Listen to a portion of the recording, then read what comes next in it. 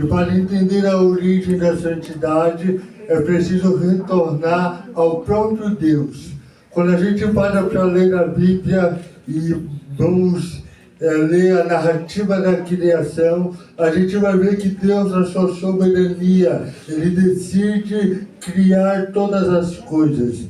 E cada dia que Deus ia liberando uma palavra, algo era trazido à existência e a criação era completada. E eu acho interessante a narrativa da criação, porque 6 vezes na narrativa da criação vai dizer: e viu Deus que era bom.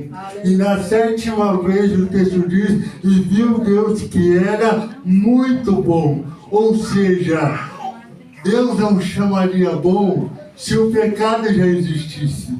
Então, cada referência dessa da criação, em que Moisés fala que Deus viu que era bom, o pecado ainda não havia acontecido. Por quê? Porque Deus, quando decide criar o universo, criar tudo que existe, pela sua palavra, Ele vai criar todas as coisas em pleno estado de perfeição.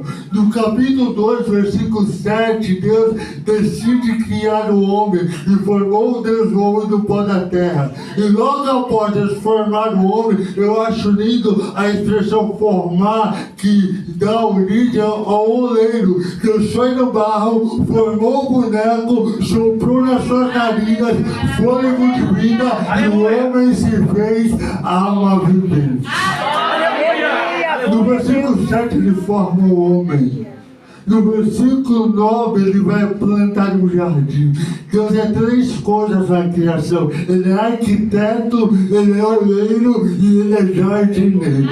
Ele plantou um jardim no Éden. Eu vou repetir: Ele é arquiteto, Ele é oleiro, Ele é jardineiro. Quando Deus planta um jardim no Éden, Ele vai fazer produzir árvores agradáveis à vista, árvores boas para o mantimento. E Ele vai colocar no Éden o casal que havia criado. O Éden é uma espécie de santo dos santos. É um lugar que o primeiro casal comungaria de perfeito relacionamento com Deus.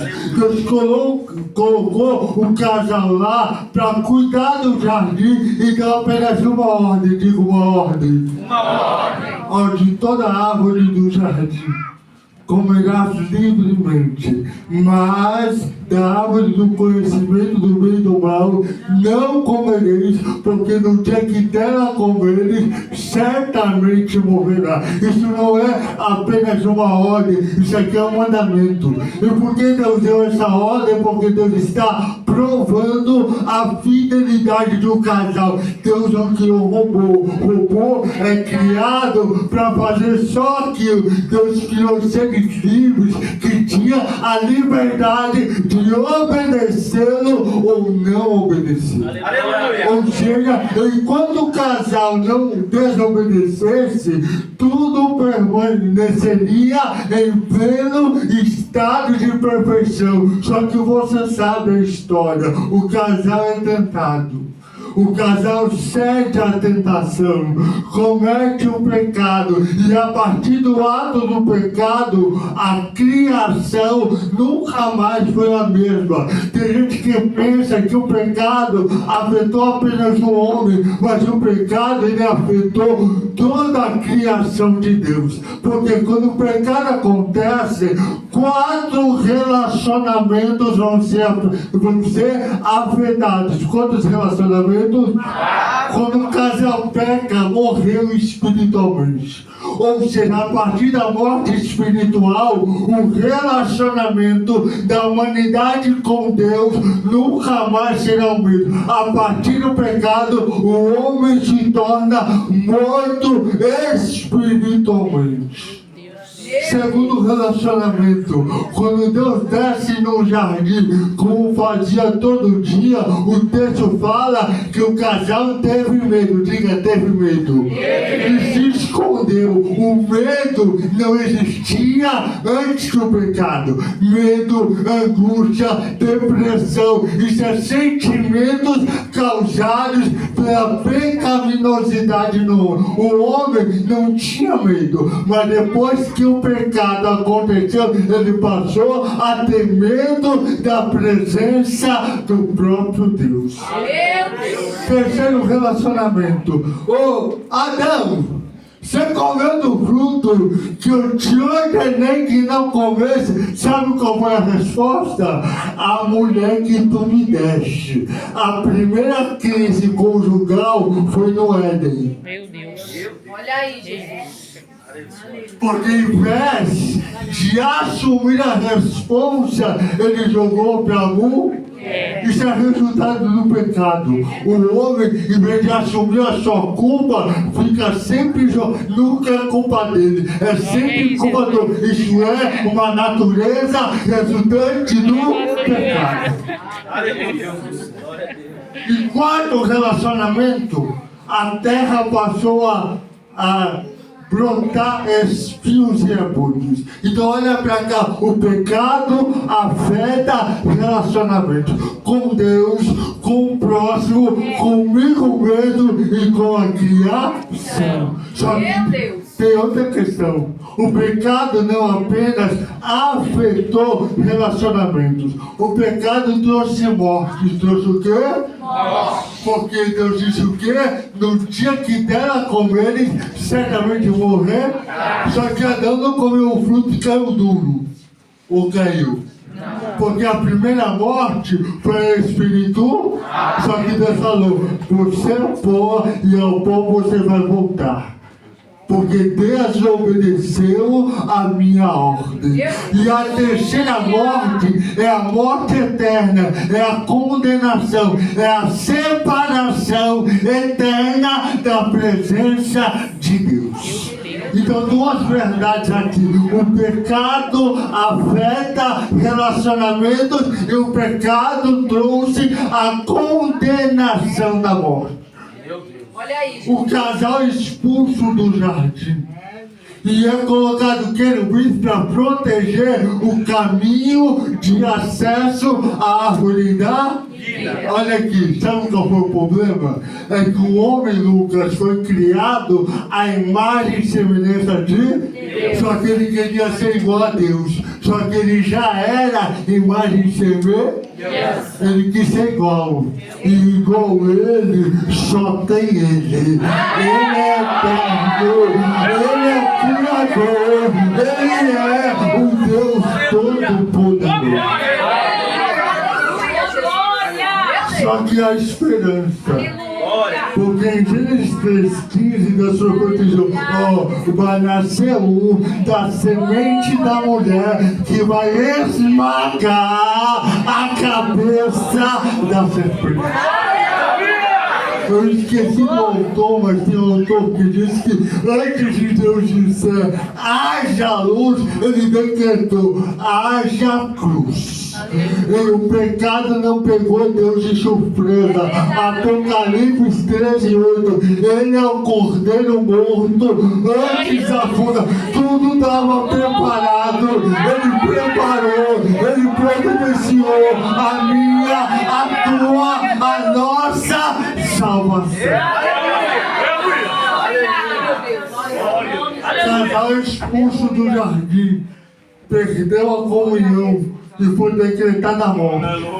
Deus é uma lei na criação.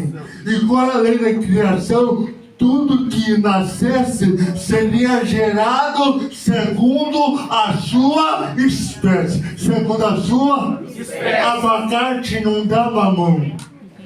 Abacate só dava. Ou seja, na natureza, e o homem só pode gerar segundo a sua espécie. O homem pelo pecado foi contaminado.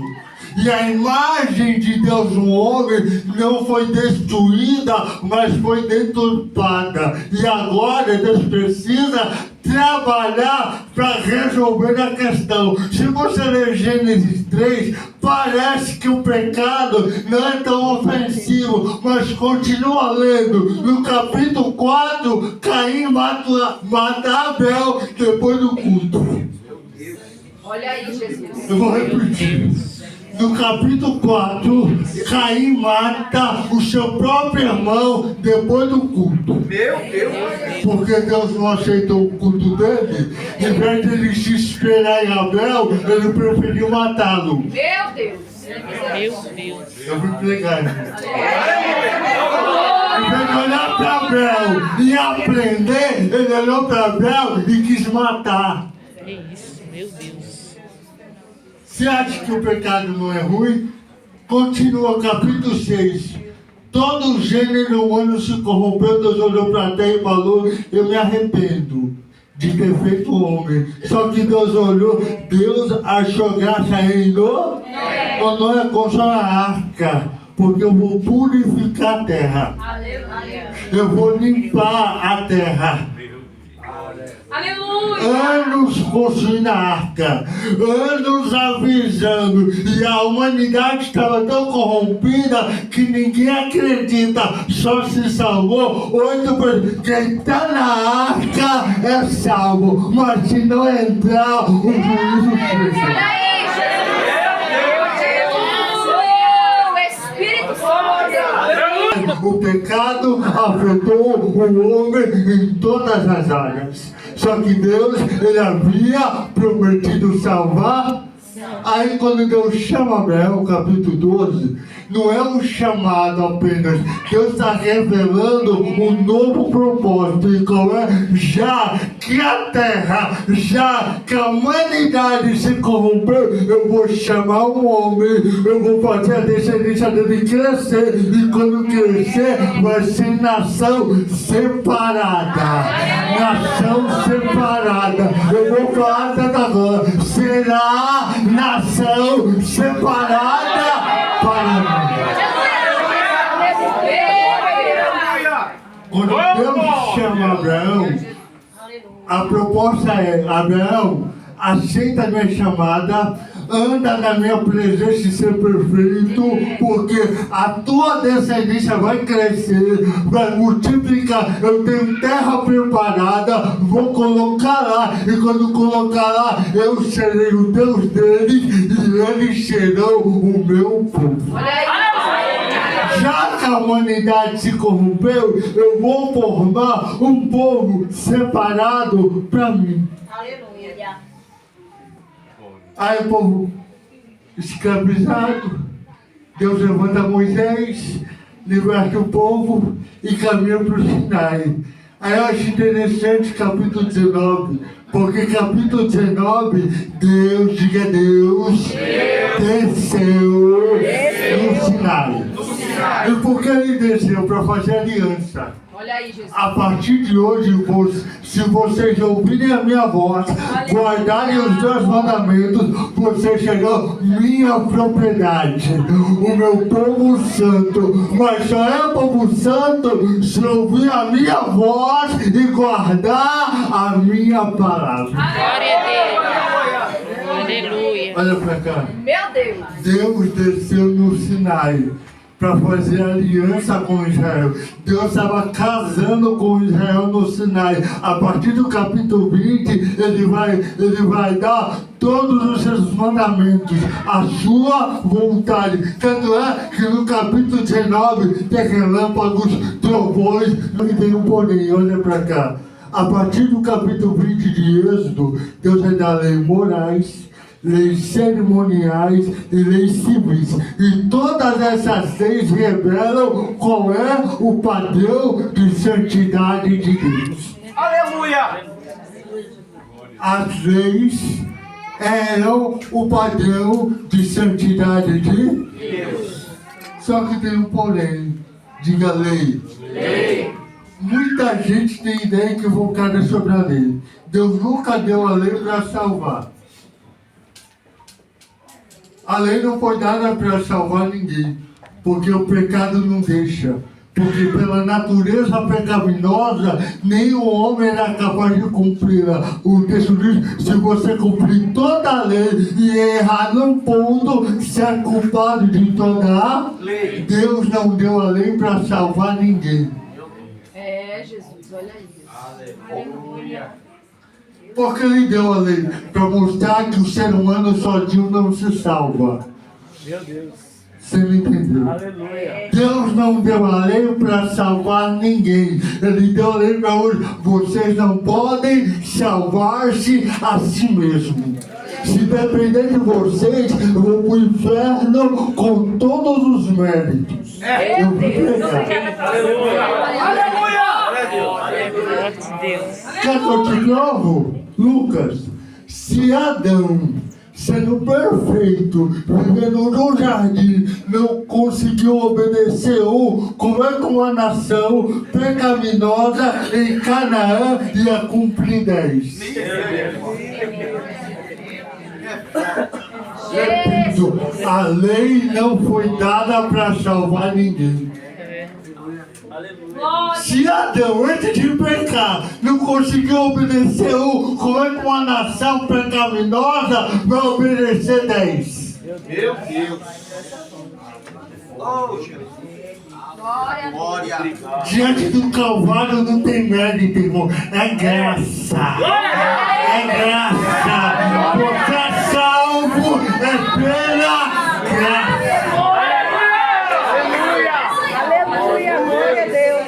Como sempre, eu te provo. Adão e Eva foram expulsos do jardim. Aí, em 722, o reino do norte se rebelou tanto que foi para o cativeiro. A Síria entrou, tirou de lá. Em 586, Judá se rebelou. A Babilônia entrou lá e levou. Ou seja, a terra que Deus colocou, eles foram tirados. Por quê? Diga, pecado. Infidelidade. Contaminaram a terra. Assim como um casal perdeu acesso ao jardim, o povo perdeu acesso à terra de Canaã. Por quê? Pecado.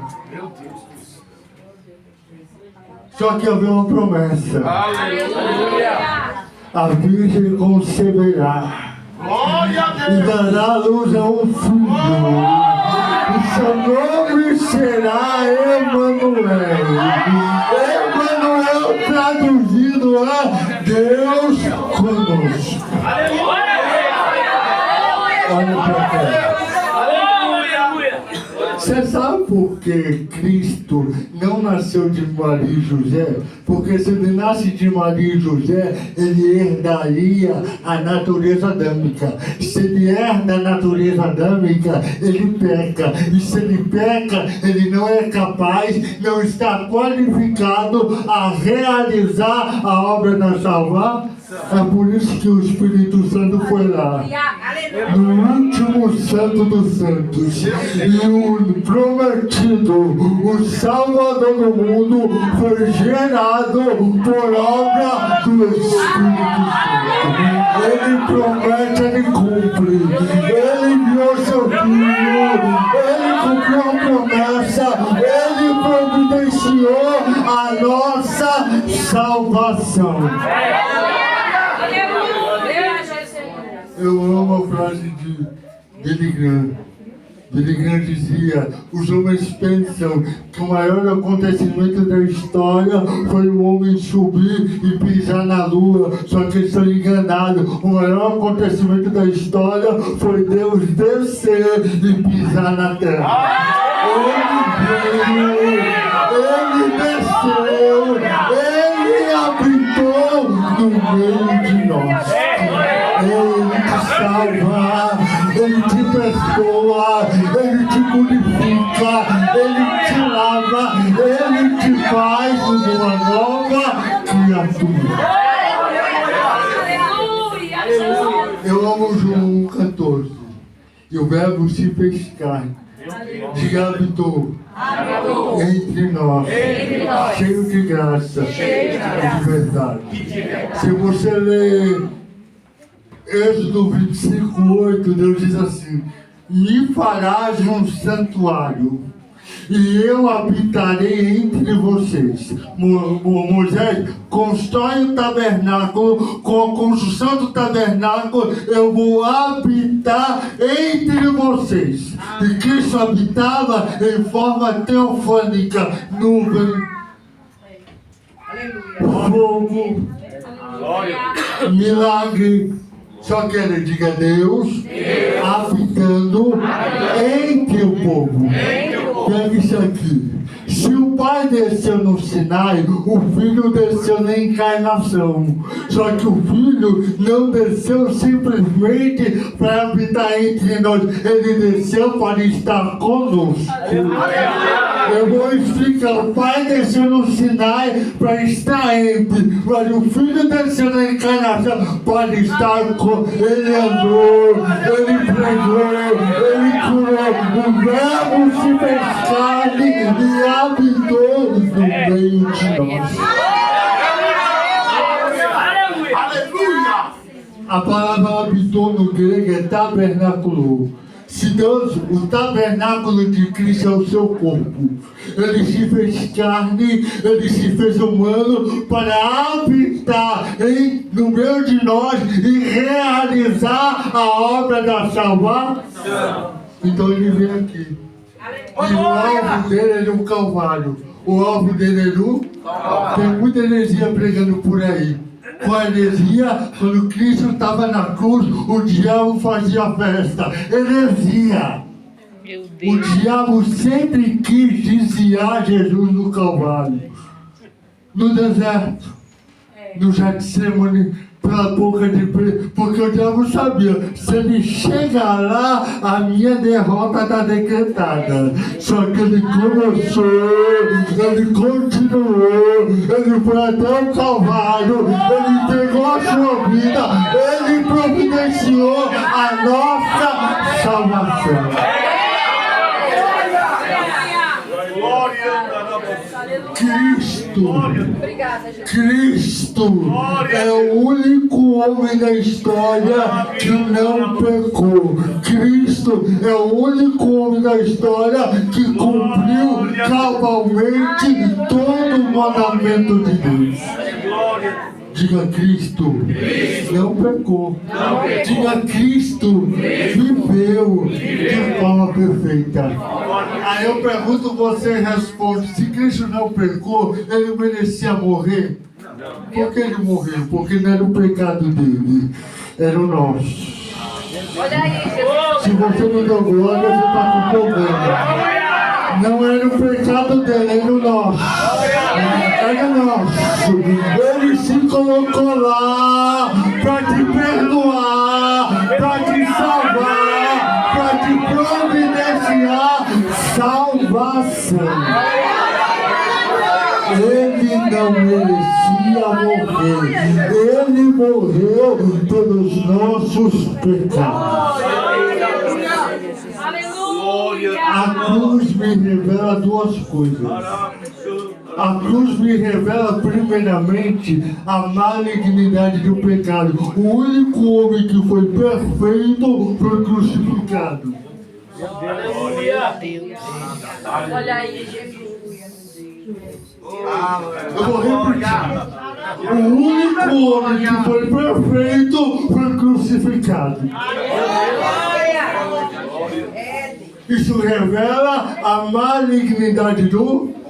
Só que revela outro lado. Porque Deus amou o mundo de tal maneira que deu seu Filho unigênito para todo aquele que nele crê. Eu vou falar até da glória. Todo aquele que nele crê não pereça, mas tenha a vida eterna. Ele morreu, ele se entregou, ele pagou a nossa dívida, ele morreu pelo nosso pecado. Aleluia! Glória a Deus! Ele cumpriu a lei. Eu vou repetir. Ele cumpriu a lei. Glória a Deus!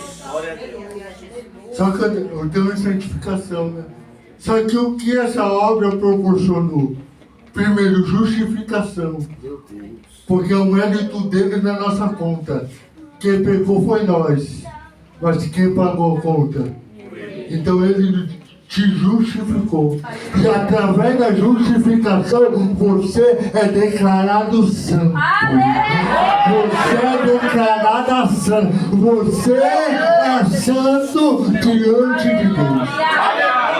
Alguém pode falar, não tem ninguém santo aqui. Tem sim. Porque o primeiro passo da santidade é a santidade posicional. Eu sou declarado santo diante do Pai pelo mérito de Cristo.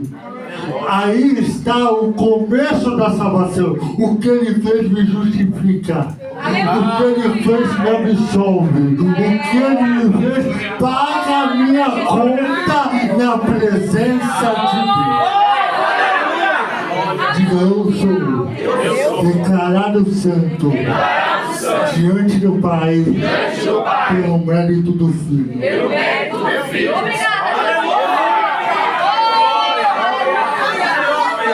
Só que tem um porém, né? A salvação não começa pela fé. A gente tem que tomar cuidado, porque muita gente enfatiza a fé.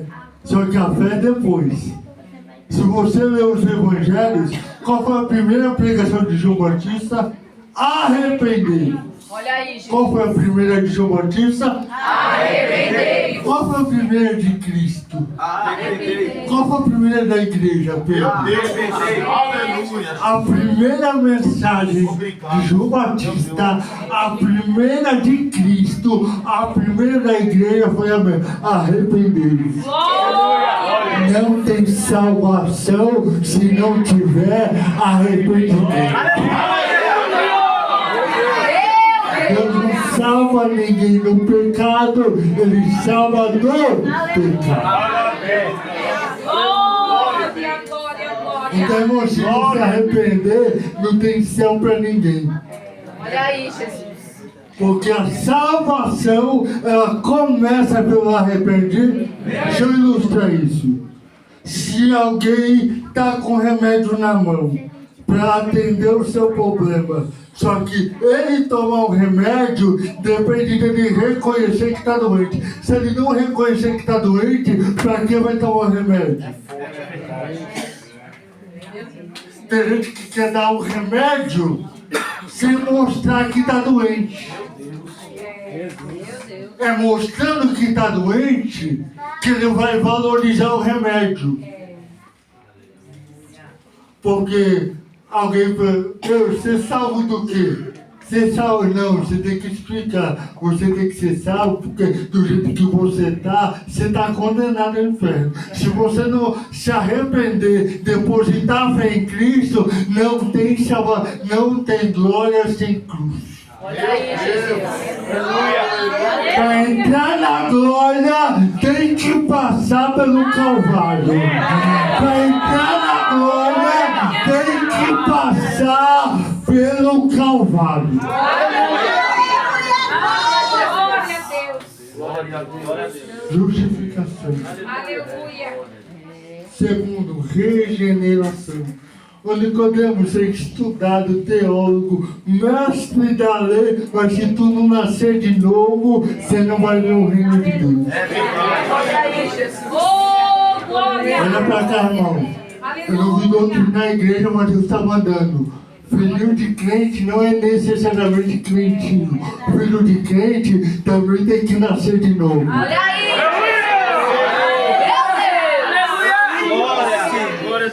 Aleluia, Jesus. Seu papel é orientar, é ensinar com certeza.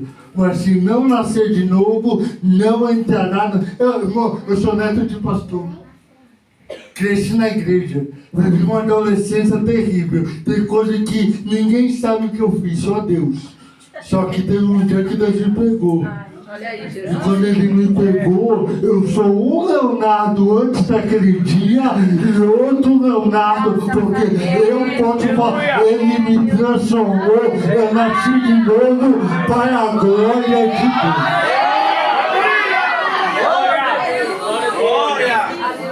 Meu Deus, é maravilhoso. Santidade posicional é estar em A segunda santidade é ontológica. Quando você nasce de novo, você adquiriu uma nova natureza. E dura... Meu Deus, fala, Jesus. Dura coisa é esperar fruto do Espírito de quem nunca nasceu de novo. Meu Deus. Meu Deus. É o termo santidade, eu vou pregar. Aleluia. É impossível quem não nasceu de novo gerar fruto do Espírito. Não é preocupação aqui, é só pregar, tá bom? Estou aqui para agradar ninguém, com muito respeito, mas eu tenho que pregar. Aleluia. Porque a gente vive num contexto de numerologia, quantidade, só que a gente não pode confundir adesão com conversão. Aleluia. Para entrar na glória tem que nascer de novo. Para entrar na glória tem que nascer de novo. Para entrar na glória tem que nascer de novo.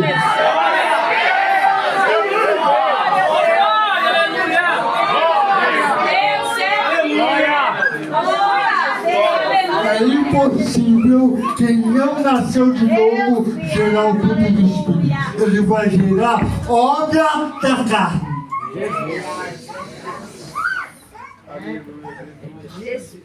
Eu estava estudando, meu professor explicou. Obra é algo que a gente faz por natureza. Agora, fruto é só Deus que faz crescer. Obra é natural da natureza adâmica. A natureza adâmica produz obras contrárias à vontade de Deus. Mas quem nasceu de novo, ele vai gerar em si o fruto do Espírito. Santidade posicional, santidade ontológica, uma nova natureza. E terceiro, santidade progressiva. Porque uma coisa é a santidade ontológica. Eu sou declarado santo diante de Deus. Mas a progressiva é um processo. Você lembra de Hebreus? Que diz o quê? Sem santificação ninguém?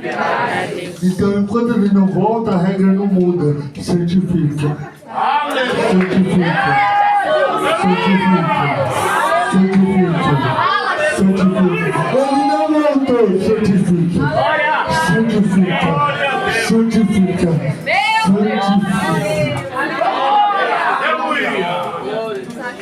Eu aprendi uma coisa. O homem tricotômico. E eu aprendi que a gente faz a leitura errada. A Bíblia não diz que a gente é corpo, alma e espírito. A Bíblia diz que a gente é espírito, alma e corpo. Olha aí, Jesus. Olha pra cá. Primeiro, na regeneração, eu nasci de novo. E através do novo nascimento, o ser humano passou da morte para a vida. Então, na regeneração, Deus salva o espírito. Porque o espírito estava morto, agora ganhou vida. Então, o que causa a morte? A condenação do pecado. Quem está condenado no pecado está morto espiritual. Mas o novo nascimento me deu. Então, na regeneração, Deus salva o espírito. Quem estava morto vivo. Aleluia. É a salvação da culpa do pecado. A culpa do pecado gera morte. Só que eu fui salvo e ganhei vida. Só que tem um porém. A santificação, Deus salva a alma.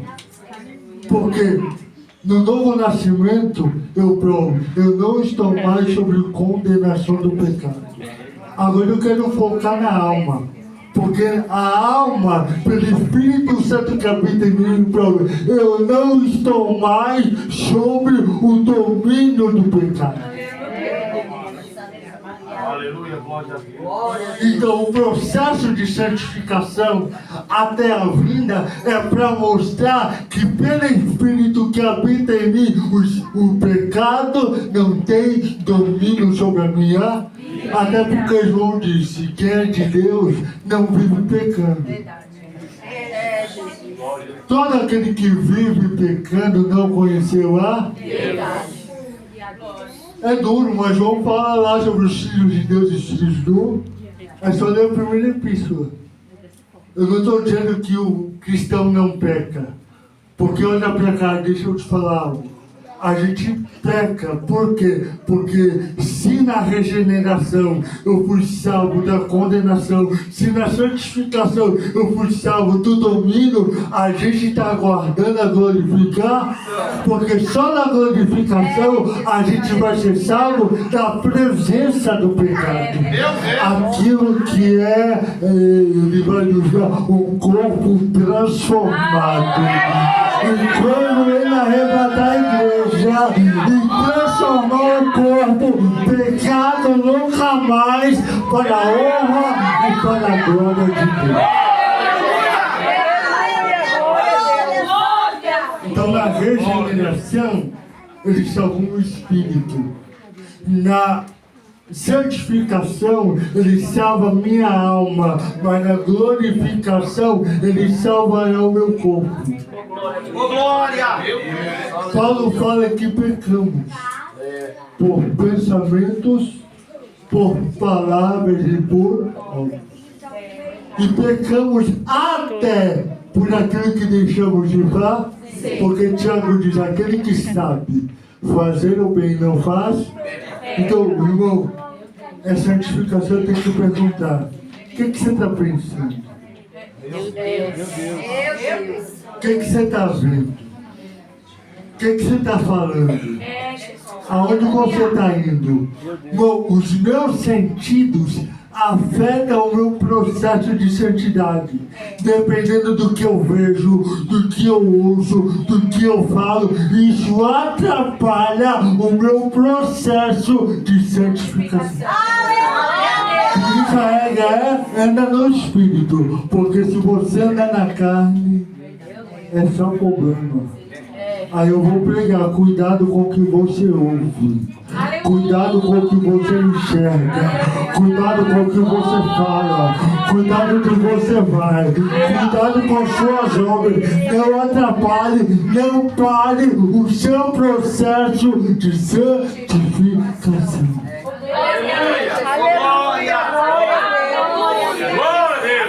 Aí eu vou ler o texto que eu li. Porque essa é a vontade de Deus, a vossa santificação. Aí eu vou ler outro texto que eu li. Porque Deus não nos chamou para a imundícia, mas para o quê? Santificação. Então o crente tem que se santificar. Aleluia! Oh, glória! E se você quiser entender, tem uma pergunta simples que te ajuda nesse processo. Quer saber qual é? Quer saber qual é? O que Jesus faria em meu lugar?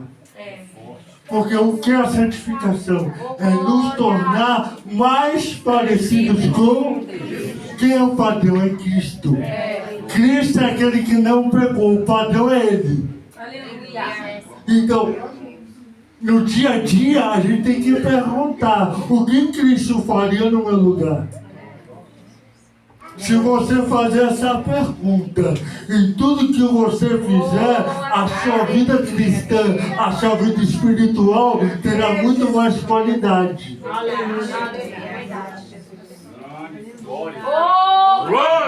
Nos ajuda! Aleluia, glória, glória, glória, aleluia! Vou perguntar, está fazendo o que Jesus faria? Meu Deus. Aleluia! Glória a Deus. Pensamentos, palavras, obras, omissões e até na aparência. Meu Deus! Aleluia! Olha o que eu vou falar, irmão. Tem pastor na igreja. Usos de doutrinas, cada ministério tem a sua característica. Agora, santidade é uma doutrina para todo crente. Então, se professa Cristo, é doutrina, santidade. Pode estar lá no Japão, santidade. Pode estar, santidade. Santidade não muda. Santidade é padrão da vida cristã. Então, até o modo que eu me visto também reflete o quê? Santidade. Aleluia! Glória a Deus. Eu vou acabar. Sabe qual é o nosso problema às vezes? Eu estava lendo Coríntios 10, 30. Eu estava pensando sobre a teologia da adoração.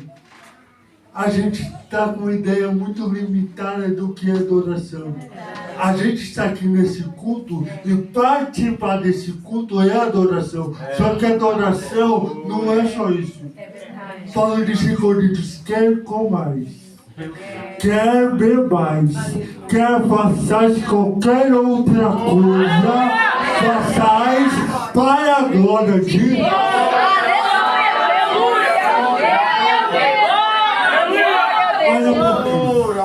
Esse versículo resume a teologia da adoração. Porque a gente acha que adorar a Deus é só ser um líder, é ter uma função eclesial, é ter alguma atividade na igreja, só que essa mentalidade está limitada. Olha pra cá, deixa eu te dar a notícia. Se você for um bom pai, você está adorando a Deus. Se você for uma boa mãe, você está adorando a Deus. Se você for uma boa dona de casa, você está adorando a Deus. Se você for um bom profissional, você está adorando a Deus. Me pergunta por quê? Quer comais, quer bebais, quer façais qualquer outra coisa, façais para a glória. Isso é adoração. A gente não pode ser crente camaleão. Você entendeu? É crente. Dependendo do lugar, ele age de um jeito. Certa-feita, um sapateiro perguntou para Thomas Watson, pregador puritano: ô Thomas Watson, o que eu posso fazer para adorar a Deus? Sabe o que Thomas Watson diz? Faça um sapato de qualidade e venda num preço justo. Eita, aleluia. Pergunto o que é isso? Adoração. Quer comais, quer bebais, quer façais qualquer outra coisa, façais para a glória de Deus.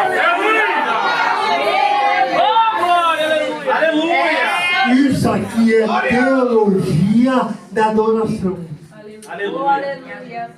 Aleluia. Cantar não é cantar é uma parte da adoração. Cultuar é uma parte. Não. A menina leu o quê? Acaba agora, Romanos 12. Eu acabo aqui. Rogo por irmãos, pela compaixão de Deus, que apresenteis o vosso corpo em sacrifício vivo, santo e agradável a Deus, que é o vosso culto racional. Eu acabo aqui. A carta de Paulo, do capítulo 1 a 11 é teológica, do capítulo 12 ao 16 é prática.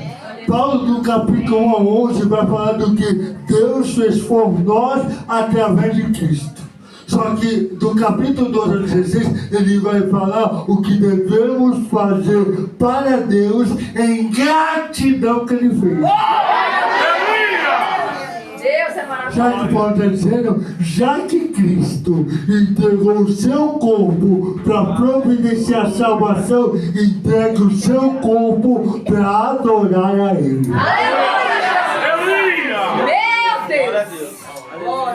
Já que ele morreu no madeiro, já que ele derramou sangue, já que ele pagou na... Porque olha para Deus, como aqui, no Antigo Testamento o sacrifício é morto, mas no Novo ele é vivo.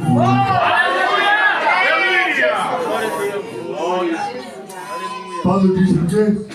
Entregue o vosso corpo em sacrifício vivo, santo e agradável a Deus. Porque se vocês fizerem isso, vocês vão experimentar a boa, perfeita e agradável vontade de Deus. Aleluia! Aleluia, glória a Deus. Aleluia! A ordem não foi mudada. O mundo está vindo com muitas ideologias. É verdade. Lá fora as coisas só tá piorando. Só que a igreja ainda é santa. A igreja ainda é lavada. A igreja não pode perder a sua identidade. Aleluia. Glória a Deus. Vou acabar, Glória! vou acabar aqui. Certa-feita, Glória! Cristo desceu do monte da transfiguração. Tinha um menino lá endemoniado, para angustiar Jesus. Trouxe a seus discípulos para expulsar e não puderam. Ô geração incrédula, viu? Traz aqui o menino. Foi lá e expulsou. Aí quando eles saíram com Cristo, eles disseram: Senhor, por que a gente não pode expulsar? Essa casta só sai com jejum e uma coisa é poder, outra coisa é autoridade. A autoridade espiritual só vem por meio da santificação. Quem não se santifica não tem autoridade no mundo espiritual. Meu Deus. Aleluia! Pode falar língua, Aleluia. profecia, teu dom que for, mas se não tiver santificação, não tem autoridade no mundo espiritual. Obrigada. Aleluia. Posso orar, pastor? Fica de pé.